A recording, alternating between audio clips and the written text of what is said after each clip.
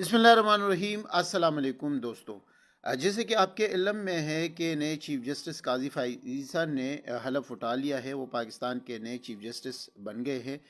और जब वो हलफ़ ले रहे थे तो पाकिस्तान की तारीख़ में मेरे ख़्याल में पहला एक अनोखा वाक़या पेश आया है।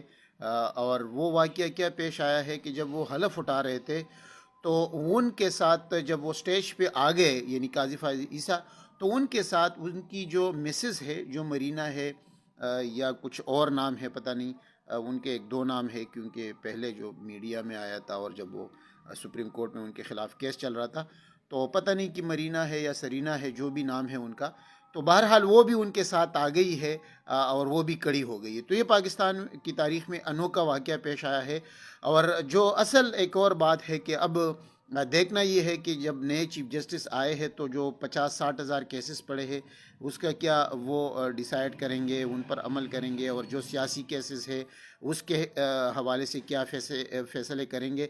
लेकिन सबसे अहम बात जो मैं आपसे करना चाहता हूँ वो ये है कि नए चीफ़ जस्टिस के बारे में को मालूम है कि ये काफ़ी करीब है नून लीग के, यानी नवाज शरीफ के साथ, और हुदैबिया पेपर मिल को भी इन्होंने बिल्कुल क्लोज़ किया था, बंद किया था कि इस केस के बारे में कोई आइंदा कोई फ़ैसला भी नहीं करेगा। और जब ये चीफ़ जस्टिस नहीं थे तो उस वक़्त इन्होंने ये फ़ैसला किया था कि इस हवाले से कोई भी बात नहीं होगी।